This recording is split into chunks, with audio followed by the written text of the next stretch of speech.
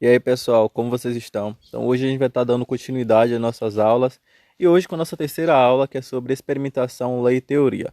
Só que antes de iniciarmos a falar sobre o que é experimentação, lei e teoria, a gente vai retomar a nossa última atividade, né? Eu pedi para vocês que em um copo adicionasse água e logo após colocasse o suco em pó e observasse e anotasse o que ocorria à medida que adicionava cada vez mais do pó em água.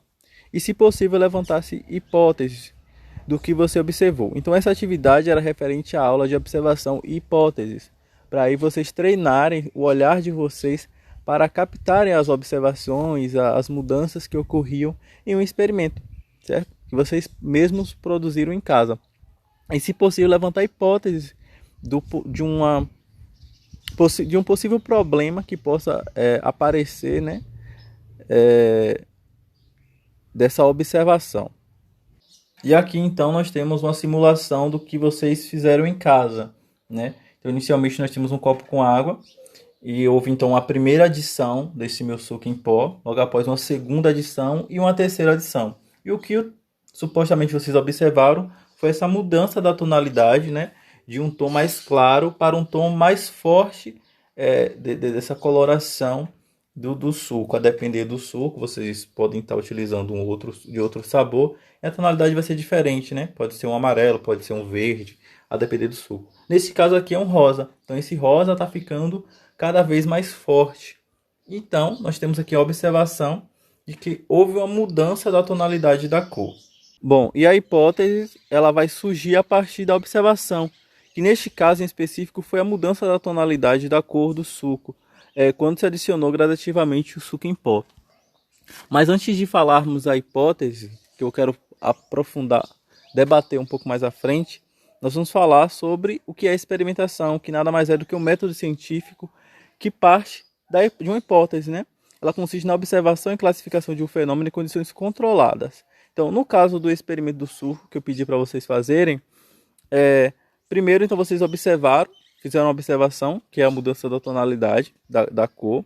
Então, mas por que isso acontece? Qual a explicação por trás disso? Então, levanta-se hipóteses, e a partir dessas hipóteses, como saber se elas são verdadeiras ou não? E aí entra a experimentação. Então, para verificar que a hipótese levantada é verdadeira, é realmente verdadeira, o cientista ou a equipe de cientistas realizam vários experimentos controlados, cujos dados são medidos cuidadosamente e anotados.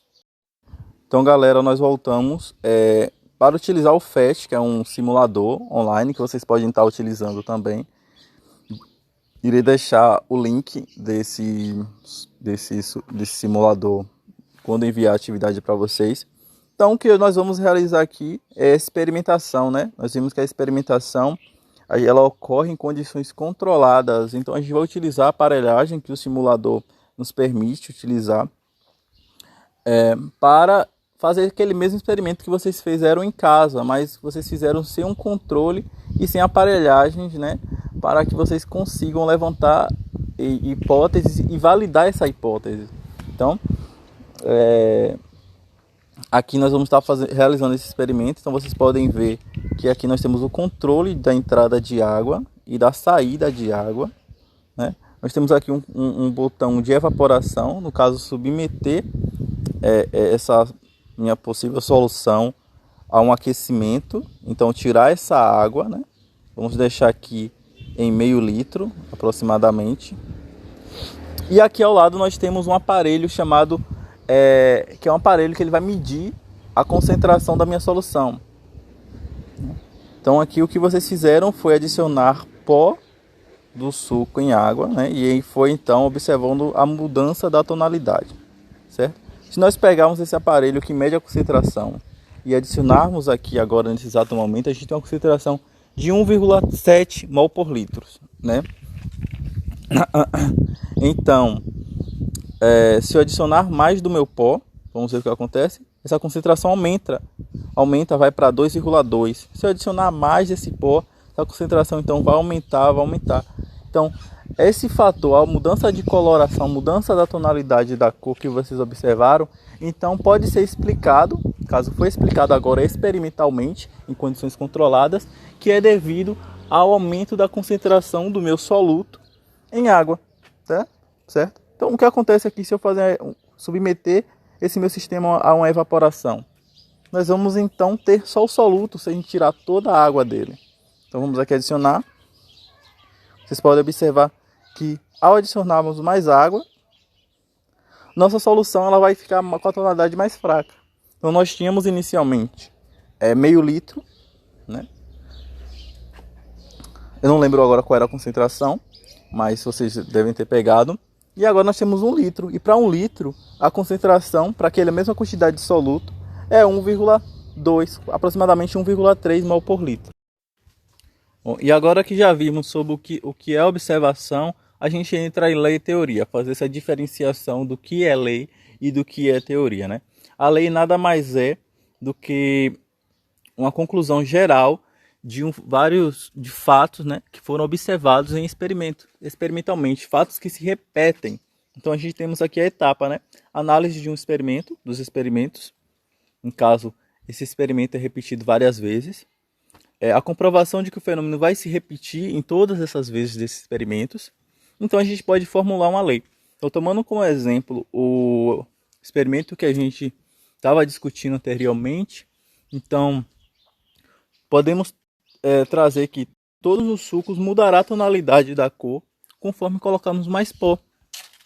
E isso é independente do sabor ou da marca do suco. Então, se adicionarmos um suco de limão, ou um suco de manga, ou um suco de maracujá ou de morango em pó, em água, todos vão apresentarem o mesmo fenômeno, que é essa mudança de tonalidade, certo? Então a gente formula assim uma lei. E essa lei que é formulada é utilizada muito na ciência, né? Para explicar diversos fenômenos, macro ou micro, que ocorrem e que a gente precisa de uma explicação ou necessita de uma explicação lógica. Então, um aviso importante é que a lei não explica o fenômeno.